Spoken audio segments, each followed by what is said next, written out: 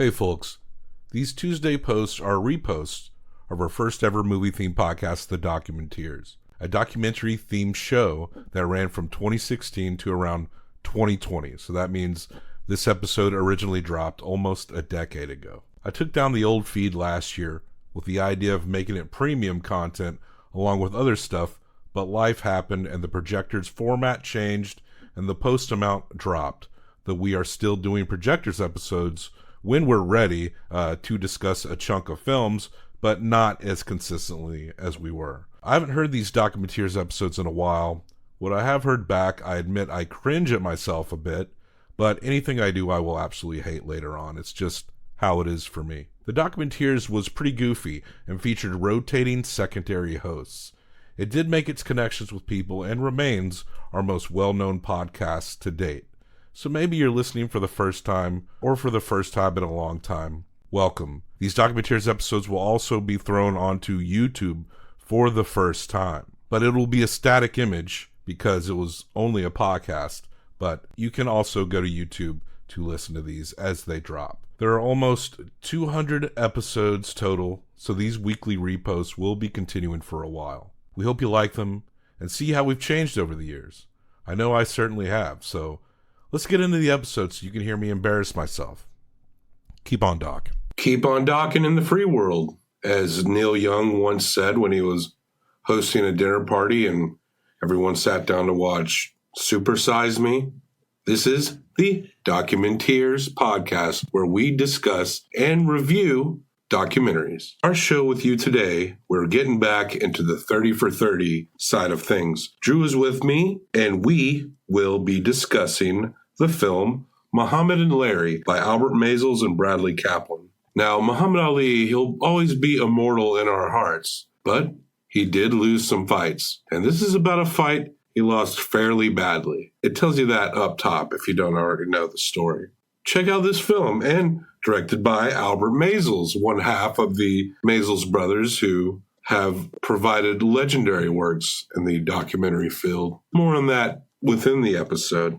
There is a mix on 8tracks.com created by Dr. Eugene Fudge. You can look him up on there. Regarding this film, Muhammad and Larry, it's a nice blend of R&B, funk, soul, some golden age rap. One of my favorite mixes so far. And all these songs take place around the time that this film originally took place, 1980. Late 70s, early 80s R&B, waiting on a 10-track playlist for you at 8tracks.com. Just look up Dr. Eugene Fudge. Inspired, of course, by the documentaries we watch and our shows about the documentaries we watch. I've been told by a few people that their reviews are not showing up in iTunes, and I'm not sure what goes on there. I think things kind of go into a review status. If anyone wrote some hardcore Werner Herzog erotica, I don't know. Maybe we'll never see it, but maybe try again, or maybe it'll show up. Nonetheless, thank you so much for your support. And it's very nice, and it is appreciated. But yeah, if you have not done so, give us 5 stars on iTunes and any other podcast player you use. And that's really all we need, folks, to move this forward and build an audience. Help some brothers and a sister out. And now on to this film by the legendary Albert Maysles and Bradley Kaplan, 30 for 30's, Muhammad and Larry. Now, here is a motion picture film, 1,000 feet. 16,000 separate photographs. Let's tidy up this tangle of film by putting it on a reel.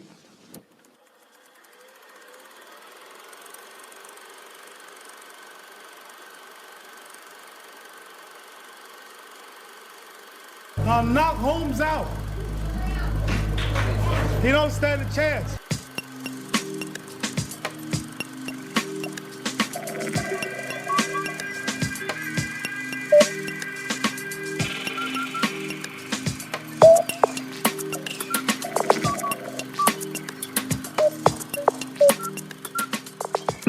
But we got a ways to go there. Right now, we're just not even at stamps.com level. MailChimp. We're not even at MailChimp. What's up, Docs? That's Docs with an X. In association with the Center for the Documentation of Documentaries, a nonprofit that documents us documenting documentaries. And can make a hell of a mixtape. Yes, if you go to 8tracks.com, you can see mixes for every show that we've done so far, including this one right now. I mean, I always knew that scientists could get down, but damn. And Keith, who transcribes all our episodes, he's sitting right there, quiet. That makes sense. Let me tell you, Angela hates the CDD. One, she thinks it's stupid, a stupid idea. I've heard the same. That they exist. Yeah, that's one opinion. I signed a contract, and they're here. She doesn't like them in the house. She doesn't like the concept of their existence. And she's made it very clear to me that it's dumb. But we are discussing our fourth 30 for 30? The fourth episode of 30 for 30, but our fifth since we had our special Super Bowl extravaganza. That's right. We did the 2 bills, which all of our episodes are free to hear. And this one, we're doing the 30 for 30 of Muhammad and Larry. Thanks for inviting me back here into this amazing podcast studios. Thank you. Stuart was making fun of it. Said it was made by a child. The construction permits, I mean, I appreciate it. I think it's a hell of a studio that I can never remember the name of. Shamco. Every time I come here to record episodes for you. Just going to continue calling it the podcast studios. So it's nice to be back. Thanks for having me in here to talk 30 for 30s. Maybe Stuart thinks it's childish because of that Truckin' in the USA 90s fair prize. A painted mirror. This is some of the magic right now. With a monster truck on it. It's hanging. I think I won that in a fair in If you Chicago. popped a balloon with a dart, you earned that damn picture. You damn right I did. No, I was never going to get the Rasta banana, but I did win a small paper-framed mirror-painted picture of a monster truck that says Truckin' in the USA on it. And they can never take that away from you. And we are trucking in the USA. With this film... I can tell you're a professional. With this film, Muhammad and Larry, by Albert Maysles and Bradley Kaplan. Albert Maysles might be the biggest documentary royalty that we've covered so far. I was going to ask you about that. As more of a sports-tuned person and less in the documentary of documenting documentaries world, I've heard this name before. It's come up a few times. I know these Maysles brothers have done a whole lot of stuff and are pretty well respected. Do they have a specific style that we need to know going into this? Well, we've already watched it. We're reviewing it right now. The style, as far as the old footage and the way it's put together, is pretty apparent. That pretty much is it. They're known for movies like Grey Gardens, which is a very popular documentary about Jackie O's weird shut-in relatives. Gimme Shelter, which is might be my favorite rock doc, which is about the Rolling Stones and the incident in Altamont where people stabbed the fuck out of each other and shot each other. Well, they hired Hell's Angels to do security. Some of the best lines. Man, that is a good doc. It is a good doc. All right, no wonder I'm on board with these Maysles. David, I think he had probably helped Albert with the footage back in the day, but Albert could not sell this to CBS at the time. It was just, they didn't really know what to do with it. Muhammad Ali was much later in his career. But finally, after all these years, with the help of Bradley Kaplan, a few modern interviews that we see in the film that I don't think bog it down too much. But as far as that old footage and the way it flows, you can thank Albert Maysles. But he and his brother David did make a very important mark on documentaries, American documentaries. So this one's Muhammad and Larry. Did you know that Muhammad Ali didn't win every fight ever? I did. Yeah. But they don't bury the lead at all in this one. They cut you straight into the footage of Muhammad Ali just getting his ass beat. People are discussing a fight that is being described as an abomination. It's tough. It's tough to go into this and watch it and see that Muhammad Ali had retired on great terms. He beat Leon Spinks. Then he retires. It's a good ending for one of the greatest champions of all time. And look, we're talking about the heavyweight division when the heavyweight division was absolute royalty, when it mattered so much. Boxing, especially the heavyweight division, was one of the top things that people would talk about when you're talking about sports world. This is a big, big deal. Ever since the Mike Tyson, Lennox Lewis, Evander Holyfield days, the heavyweight division especially, and boxing as a whole, has gone way down in American conscience. And with mixed martial arts, that seems to be drawing a lot of shine off of it. We're not hearing about it as much as we did when we were kids. But we have tried to bring it back a little bit. There's been some push lately. We've got some of the better fights in the heavyweight division that we've seen in years. Some of the biggest push. You got Anthony Joshua, who's a great champion right now out of England, who's been galvanized in that country. And then the American Deontay Wilder setting up for this big, huge unification bout with Joshua. It's a good time to get back into this because we're seeing this a little bit. Again, casual sports fans might not be totally back on board, but this is a big deal. It's kind of the best publicity and the biggest news that the heavyweight division has had in years. So going back and watching something like Muhammad and Larry, when you only have to say the first names, it's good to see. It's good to see something like that and remember that how huge this was. We're seeing footage of Ali getting beat, and he's not going down, and Larry Holmes, who he's fighting, is crushing him. We see his trainers and his managers. They're not talking very highly of this particular match. No, it was completely one-sided, totally unfair. Ali had been retired for 2 years when this fight took place. And that's retired for 2 years. He was already, a bit old past his prime, but he had that fight against Spinks that he won, which he retired afterwards. Again, a nice way to go out. Would have been a good bookend of the career. But 2 years later, he gets offered $8 million to fight Larry Holmes, who is the champ at this time. He's got the title. I'd let Larry Holmes beat my ass for $8 million. Apparently, Ali thought the same thing. I mean, that's a whole lot of money when we're talking right here. Larry Holmes got $2 million to defend his title against Ali. That's the pull of Muhammad Ali. The champion. Being retired for 2 years, hadn't fought, thought he was done, gets 4 times as much money as the champion to go into this fight. And look, Ali's still Ali. He's got so much guts and everything. He does not go down in this fight, despite it being utterly one-sided. We see Ali, he's praying at a mosque. He's every bit as confident as he ever is, or is displaying all the confidence that made him famous, along with being a badass boxer. He knows people are asking a lot of questions about this match, and he's saying people like to be puzzled. And then he quotes Star Wars and Jaws and monsters flying rocket ships. A colorful way of talking about things.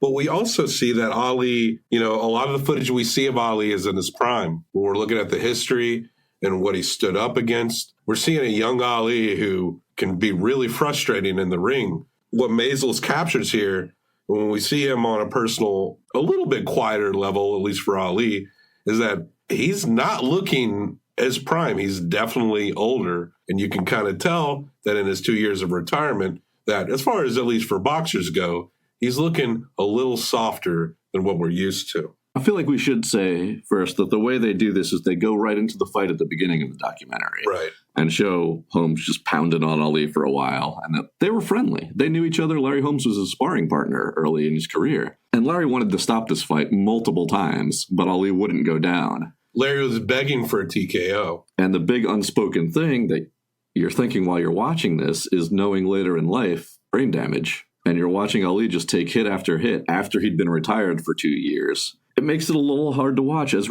much as you respect the man for, even in this fight, not going down. He never does go down in this fight.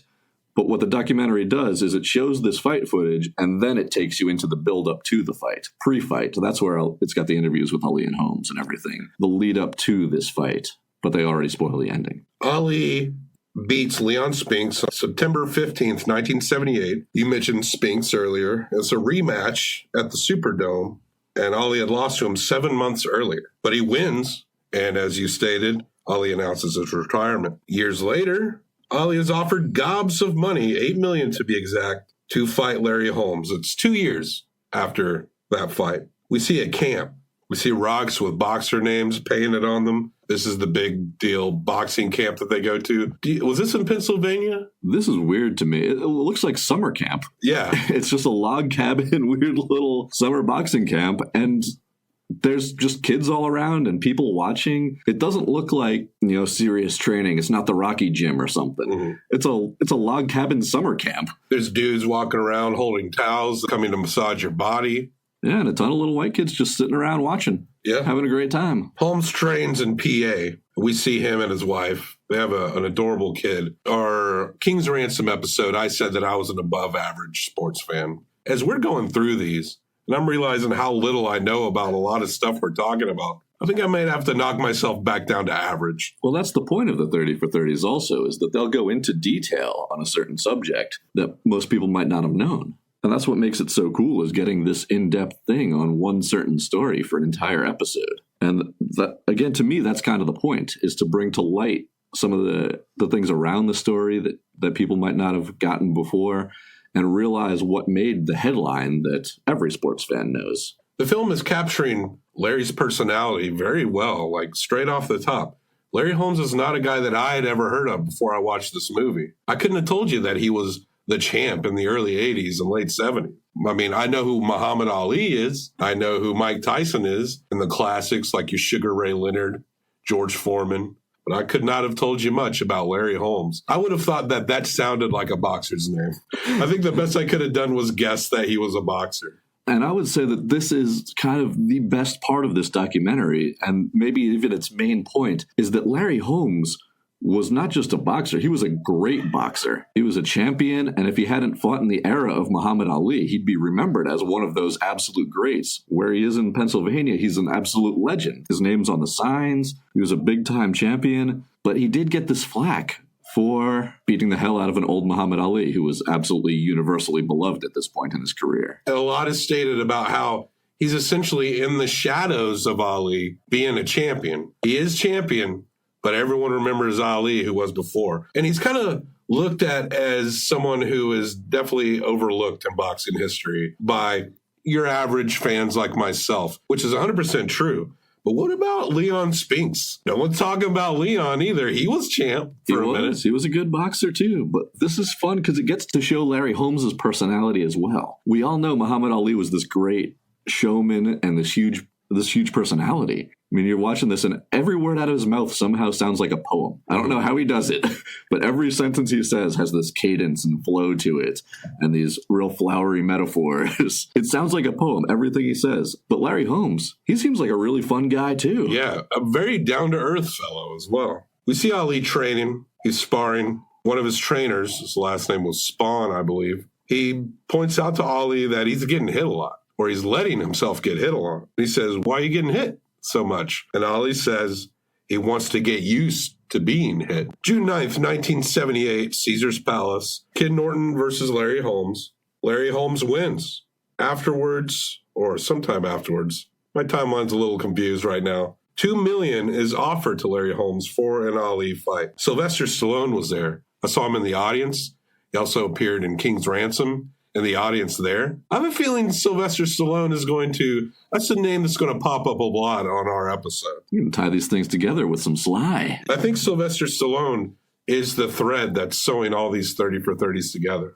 Ooh, deep theory. I like this. I also liked our introduction to Larry Holmes, which is him chilling in his car, singing along to a song about himself. I'm going to play something for the company. Oh, yes, it's Larry Holmes, and the feeling's right. Oh, yes, it's Larry Holmes. Oh, what a fight. Larry Holmes likes listening to songs about Larry Holmes that are like Weird Al parodies. If people made a lot of songs about me, I'd probably listen to them too. Make people listen to them at least. You're saying you haven't written any already? About myself? Yeah, maybe to the tune of MacArthur Park or something. That's a good idea. I'm probably going to get started on that tonight. We see Holmes. He's building a home. He's making that money. Larry Holmes? What?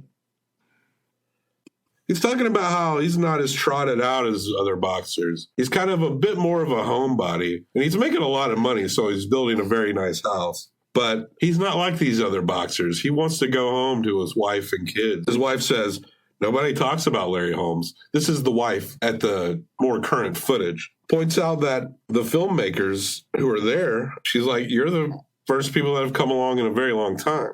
This is kind of bumming me out a little bit because Larry's also pointing at his little wall of fame in his house where he's got trophies and his accomplishments, his belts. You're talking world heavyweight championship belts. Yeah. Major awards. And it's just kind of like on this nightstand in one wall of his house that he's showing to everybody. Oh, Larry, I mean, my parents put up bigger things for my Little League trophies. But the thing is, in that little case is things that people have trained all their lives for and have never achieved. Larry's a big deal. Yeah, he is. Let's be clear here. One of the greatest boxers in history. No, I didn't know much about him, but sometimes I do some surface research on these movies after I watch them. He really is very undersung in the history of boxing. And even going into this fight, there's this little this narrative, again, Larry thinks he's going to win this fight. He's the heavyweight champion. He knows Ali hasn't fought in 2 years. But the public is firmly behind Muhammad Ali. He's got the name recognition and everything. But Larry Holmes also used to be, Ali was his boss. Holmes was Ali's sparring partner. There's kind of this wanting to earn respect thing that Holmes has. It's coming from a very deep-rooted place. He wasn't expected to go that way. He didn't have the publicity. He didn't have the push. Now he's got the title belt, and again, he's making a quarter of the payday, as Ali is. He wants to win this fight. They were friends, but he wants to beat Ali also. He's a boxer. That's what they do. It's really something to prove for himself. What's so great about this documentary is where we get to see just all this behind the scenes of Muhammad Ali. Because again, everything he says seems like a poem. He's entertaining. He's always on. This guy is always on. Today, he would probably be the best rapper in the world. Yeah. Just everything he says comes out of his mouth with his entertainment value. He's doing card tricks for the kids at this little boxing summer camp thing where he trains. He's just always entertaining somehow. He's signing every autograph he possibly can, showing him magic, just going on and on. Whenever anybody asks him anything, it'll turn into this free-flowing statement. Yeah, he is like this almost old-school rapper. At the time, maybe Curtis Blow might have something to say about it, but at the time, he might have been the greatest rapper. He's a hell of an entertainer. We'll say that for sure. Every scene he's in, whether he's laying on his back getting a massage, which seemed to be an inordinate amount of the scenes, he's still just talking. He's funny, just always on. Must have been so difficult and so draining. I get tired just watching that, being entertaining your entire life. Ali does seem tired. What he's saying is classic Ali, but you could tell the look on his face seems like that his body is understanding his limitations. Larry, we see him also sing another song about himself. Oh, listen, people, I'm Larry Holmes. Let me tell you how I have grown. I could watch a whole hour and a half of Larry just singing songs about himself. Are these Larry Holmes songs anywhere online? We're going to need to look this one up later. Get a little mix CD. I hope the Center for Documenting whatevers that are making those mixtapes found some Larry Holmes songs on there. I'm sure Dr. Eugene Fudge is working real hard. Larry also, let's address this elephant in the room. Is Larry the inspiration for the Mike Tyson voice? I think that's just a voice that comes about when you've been punched a lot. Oh, is that how that works? Yeah, I think you just can't help it. Larry talks about his project home. It's not cut up into a footage of like little Larry. It's what I like is these interviews in this movie. There are people sitting in a room, the more modern context of people looking back. But a lot of the stuff, particularly that, that Maisel shot, is they're talking about themselves, but they're in motion in their environments. And I really appreciate that. He's talking about his project home. Claims there was no racism where he lived. Maybe, I don't know. It seems like the idea of any place not having racism is quite the daydream, but... Good for you, Larry. Something else that might have helped that is that he could probably kick the shit out of anyone who talked to him. That's true. No one was racist against you, Larry. The filmmakers talked to Drew Brown, and I believe he's a trainer with Larry. And the dude is not into being filmed. He's very wary of the filmmakers asking questions, and he's asking about how these two boxers feel about each other and what does Larry think about Muhammad Ali. And he's like, I hope you're enjoying yourself. They hate each other. Isn't that what you want to hear? He's talking to the camera, but he has this look like, I just wish you'd go the fuck away. Yeah, who was this guy getting all worked up over this? Larry seemed perfectly happy to talk as much as he could about this. I guess he's just maybe resentful in a way. Who knows? Because Larry's getting put down, and he's a guy that he knows works his ass off to be where he is, just like every other great boxer has. And like you said earlier, seems like just a real genuine guy. Maybe he felt like he was defending Larry in that moment. I like another theory that we get thrown in this documentary, where they mention that one of the big parts of having this fight in the first place might have been that it was a little bit of a Vegas scam going on. Oh, yeah? The fight takes place at Caesar's Palace, and everybody in the know, even watching Ali train and bluster and everything, they know he's a bit old, and he's fighting Larry Holmes, who's in his prime as the champ right now. But if you're betting this fight, who's not betting for Muhammad Ali? He's, again, this part of his career, early in his career, he was super divisive. But at this point, late in his career, he's almost universally beloved. Pretty much the greatest boxer of all time. And he's coming out of retirement off of a win. everybody's betting Muhammad Ali at this fight. Except for maybe those who really understand the nature of the sport of boxing. But yeah, other than those people, everyone seems to be really gunning for Ali to win. And they make a quick mention of that at Caesars, that they're taking in so many more bets on Muhammad Ali. They have an usher who's interviewed in this who says, yeah, who would bet against Muhammad Ali? Like, you'd have to be a real asshole to bet against Muhammad Ali right now, just because of the story, not even thinking about the actual competition on the line. He did lose. Vegas rakes it in here. Well, he did lose to Leon Spinks once. That's how they got the rematch for him to get his title back. Everyone just loves Ali, and that's the point. And he's coming back when they all thought they'd never have a chance to see him again. And a lot of people at this time have been around to see the civil rights movements and things changing over the years, and knowing what Ali represented to that.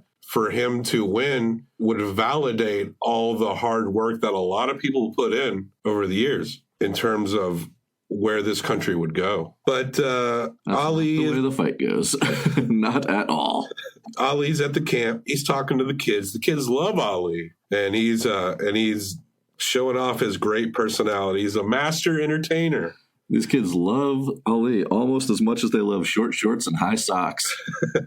Ain't nothing but a clown with my crown, says Ali. And he gets the room a-rolling. The best entertainer in boxing history has got to be this guy. I don't know how witty Jack Dempsey was, but there was just not a lot of film cameras around when he was kicking it. I don't think he was rhyming like this. But they capture both personalities so well. We already knew about Ali's personality, but Larry's is, I feel like, right up there. I'll never forget him watching this movie and what type of person he is. He's got a little bit of ego, as you would being a champion, but he's also seems to be such an easygoing guy. Ali's doctor is discussing the declining symptoms of Ali, the things that are going to get in the way of him being very effective in a boxing match. Ali goes to the Mayo Clinic for evaluation. Apparently, he couldn't quite touch his nose. His reflexes have slowed down. And these are common side effects of a boxing career. But you'll always have the state of Nevada, Drew, to declare you fit to fight. And this is the part that's hard to watch, again, knowing what we know now about what ended Ali's life in his later years. You're just seeing this right at the beginning. They're saying it, we're doing tests, and it looks like you're slowing down a little bit. And then he goes and fights Larry Holmes. People are being very optimistic. Like you said, the fans are loving it. But people are also kind of dissing Larry because that's how people are. You can't love something. You have to put something else down. Can't just love. But if you want Ali to win, that means you want Larry to lose. If they'd listen to the Larry Holmes songs, they'd be a little bit more on his side, I think. Yeah, totally. Larry's Night? Is that what it was? Oh, Larry's Night. Oh, what a fight. It was, oh, what a fight. Oh, what a fight. Holmes is confident. He's very confident, but he's also realistic. He's not going to walk into this thinking it's just going to be a cakewalk, even though it looks like it's going to be one. Ali loved to play around. The doctor gives him an injection and treats him with thyroid medication and a bunch of quote-unquote vitamins. His managers and trainers are like, we don't need this stuff. And the thyroid meds affect him very quickly. Those can make you sluggish. He's taking a lot of it, too. And the fight starts, and it goes awry very quickly. And it's pretty much a crap show. One of the trainers says that for the first couple of rounds, they thought maybe. No, he's just taking hit after hit after hit. He's not avoiding anything. The float like a butterfly part is not happening. And he doesn't even have a chance to sting like a bee. He's just getting hit, and he's defending, but he's not going down. No, he never goes down. He wouldn't quit. It doesn't get better. They said that Ali yelled out when he took a body blow, and the trainers are like, oh, God, this is just going too far over the edge. Larry wants a TKO very badly, and when he's not getting one, he's just trying to finish it. All that old footage of Ali, he was always very good at blocking punches. He plays that in to this match. He's not winning it. He's taken a lot of hits, but he's able to push him out just enough to stay on his feet. And again, this is somebody that Holmes respects. They were sort of friendly. He wants to stop the fight a few times, but when he realizes that Ali is never going to quit, then he just wants to knock him out, to get it over with, to end the fight. And that doesn't happen either. Despite many protests, the fight is finally stopped by a leader of the Nation of Islam. His name was Herbert, I believe. And he says, stop the fight, and the fight stops. And immediately afterwards, Muhammad Ali's joking around with Larry Holmes. Very quickly. Look at this guy. Right after this beating that he takes, he's just joking around with Holmes again, and the two of them look like buddies. After all the crap he talked in the run-up to it, after this farce of a fight, he's entertaining the people in the post-fight interviews. It's unbelievable. Everything was like an audience for him, and I kind of relate to that. Yeah, he's always playing to the crowd. From one ham to another, I get it. He doesn't want this fight to be a sad thing for anybody. He's immediately back on as soon as it's over. Larry, in an interview after the match, Larry's not bursting with pride. He actually cries because Ali was his friend and his idol, and he just had to really whoop up on his idol. The crowd might not have known it, but Larry definitely knew how diminished he was during that fight. How his skills just weren't there anymore, how his body just wasn't reacting the way it was supposed to. You know, as much as people are like, this fight should have never happened, if Ali wants this fight to happen, it's going to happen. And he got $8 million. And he got $8 million. Oh, what a fight! And then 1 year later, they throw a bunch of money at him, and he fights again after another year layoff. And he loses to someone named Berbick. Trevor Berbick. So that's the point we're at. And then that was Muhammad Ali's last fight. And just 3 years after that? Parkinson's. Man. Which is a devastating condition. And it's hard not to draw some sort of line to these last couple paydays. Yeah. We see Larry still repping Easton, PA, where he's from. And he's a legend in that town, and he loves his town. And that's pretty much where we leave it. Muhammad and Larry. Now, Drew, we don't rate in star rating systems. I wish I could just force every star in the sky to supernova, including our own sun. That'd be intense. And replace it with a giant glowing Herzog face. Okay, that sounds all right then. That seems to emit a lot of light, but is very cold. We prefer the Herzog rating system. What I will do is I will give this movie 1 through 5 Herzogs. You will give this movie 1 through 5 Herzogs. A puzzle. A 2-man puzzle. The easiest puzzle ever. You got a piece, I got a piece. We put that puzzle together, and that forms our collective picture. Let's figure this thing out. In this film, Maisels, they're royalty in terms of documentary filmmaking. This may not be the most memorable caliber next to films like Grey Gardens or Gimme Shelter. Gimme Shelter director Al Maisels. Al Maisels and his brother David. All right, Al, let's go. But there is a lot of quiet moments in this documentary. I love the personal moments, the points where specifically a lot of the old footage where people are discussing their lives or singing songs about themselves, but it's always in action. They're not on a backdrop. You see Larry when he's talking about Larry, young Larry anyway, and even older Larry too. You see some of the old trainers sitting in front of a backdrop, but Larry today and Larry then, he's Larry about his town all around Easton, PA. And there's something just, for me, a little more powerful about the actions of people talking about themselves because they're discussing themselves. And at the same time, you're seeing where they come from and what they represent and how much they care about where they are and what they're saying. You put this all together. And of course, we actually get a few quiet moments with Ali when he's training. You really get to see his expressions. And it's so interesting watching the doubt on his face, but the confidence in his voice. And you got to see not only the personality of Ali that we all loved and still love to this day. You see what makes him a legend, but you also get genuine personality from Larry Holmes, one of the most overlooked boxers next to Leon Spinks. Now, I've gone kind of up and down in my ratings on this. I think it's a very good documentary. One of those documentaries that can be very objectively appreciated by those who are not really deep into the boxing world. I got to go pretty high. I'm not going to say it's perfect, but I'm going to go pretty damn high. Ooh, you like these Maisels guys. I like these Maisels guys. I like that classic feel that they bring. And it may seem like a trope today, but it was a lot of stuff and a lot of the way they transition and added things together. They are pioneers of, we see a lot of docs that rip these guys off. I'm going to give this movie 4.75 Herzogs. That's 4 3/4 Herzog. You're just shaving a little bit off perfect. Just a little bit. Now, Drew, you've heard my hot take. What's your hot take? It's really hot. I don't know if you can handle it. We're going to disagree a little bit on this one. There are a whole lot of things in this documentary that I absolutely love. I'm going to right off the bat give it one full Herzog already, just for having access to all this great video of behind-the-scenes Muhammad Ali. Just Muhammad Ali being Muhammad Ali is something that I would watch. Guaranteed, no doubt, anytime.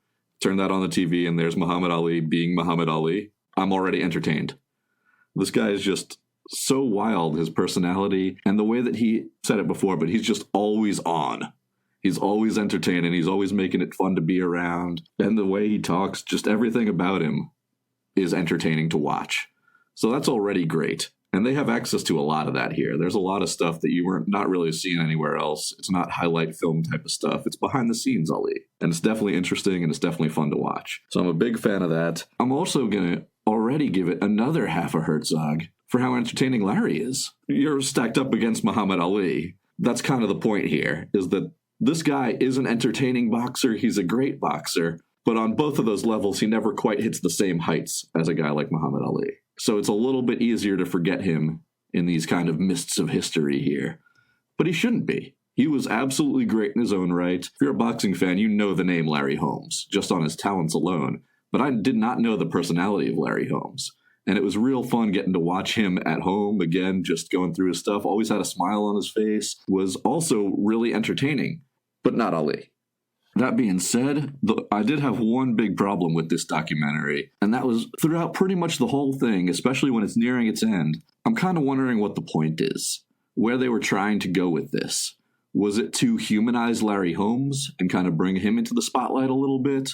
Was it to make you feel kind of sad for Muhammad Ali in this way that they never come out and say it, but they real kind of lay it on thick that you feel like he was getting exploited by the people around him at the end. You know, throwing the money at him, making him get into the ring 2 more times after that retirement, after the Spinks fight, when it obviously seems to be against his own personal best interests. Again, no one was holding a gun to his head. He seemed to be perfectly happy to do it himself. But it definitely feels like they're laying that on there to make you get the idea that he was kind of being used a little bit for the glorification and the financial windfall of everyone else who was around him at the detriment of his own health. And it turned out later in life, although he ended up being an incredible inspiration for many, many years after the Parkinson diagnosis. Lighting the Olympic torch in Atlanta at the 96 Olympics is a moment I'll never forget, but I wasn't sure where they were going with this. Those were the 2 things that I kind of got from it, but there was no like, okay, why did I watch this documentary? What was the story I was being told? As a guy who's pretty deep in the sports world, I already know Muhammad Ali. I already know Larry Holmes. I know how the results of that fight, they weren't trying to spring that one on anybody. It was the very beginning of the documentary. And again, that style was pretty cool too, having the fight footage at the beginning and then going back to the buildup of it with the 2 men and showing the later footage of them afterwards. So it was pretty well done. It had that great entertainment factor of 2 good personalities, but I never really felt grabbed or attached to the story. Wasn't really sure where the story was in this one. So I'm going to go with 2.5 total Herzogs. Ooh. I think if you are a big boxing fan, watching this, it might just be a lot of, okay, that was fine. I think it can be an illuminating film for people who understand the nature of Ali, but no one ever imagines Ali getting his ass beat. There are a lot of people out here that don't know this story, but I think they would get a lot more mileage out of it than those who are well-versed in the story and really don't want to hear it again. Well, it's a tough fight to watch, for sure. Absolutely. That footage, again, Ali, everybody loves him, and he is taking a beating. So, yeah, we got a nice little split here. Good. You're going to have to do some math on this one. Good. In your fractions. Let's see. What's a fraction of Herzog? Just a Hertz? I gave it 4.75. You gave it 4.5. I did not. You gave it 2.5. So usually I'm faking being bad at this math. I might need a second because I'm literally bad at math. Let's see. Bring it on home, man. That would make it 7.25. Wait. Yeah. 7.25. 7.25 out of 10. This ain't no math podcast. I don't have the excuse of being a boxer for being slow on that uptake. Muhammad and Larry by Albert Maysles and Bradley Kaplan. That guy too. 7.25 out of 10 Herzogs. It feels right to me. Yeah, it seems okay. Drew, where can people get hold of them nuts? I mean, how much you offering? Your nuts, your online nuts.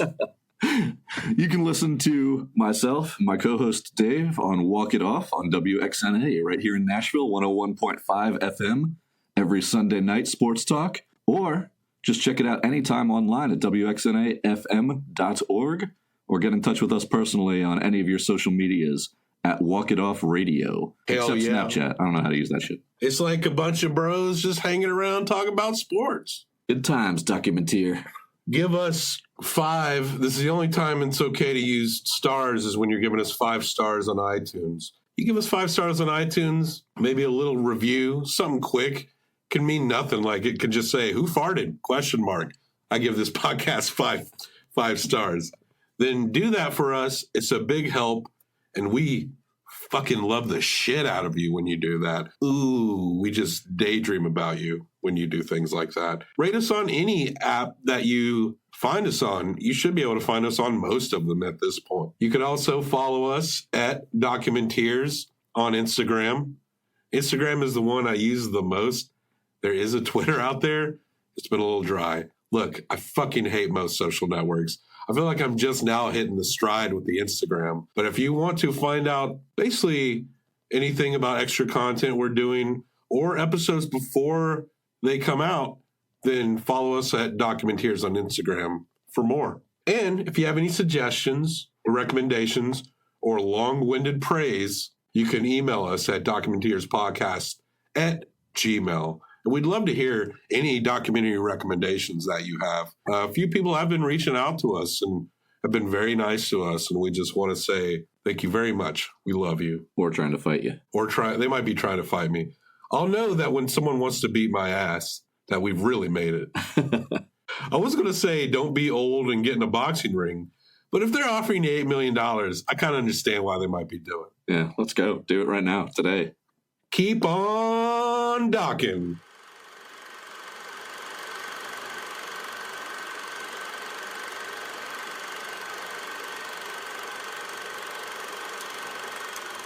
What did we do to Iraq? Preemptive strike, preemptive ads, right? Made up this story about WMDs.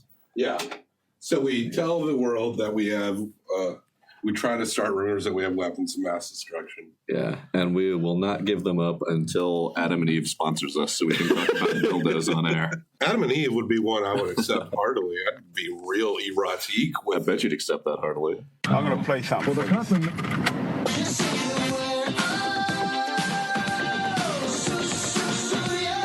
I'm going to play something for you. Let the dogs out! I'm going to play something for you. We built this city. We built this city on. I'm going to play something for you.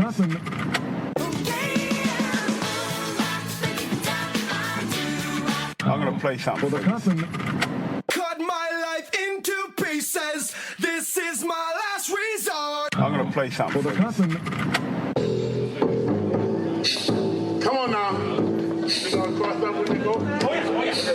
How you doing? When the night have come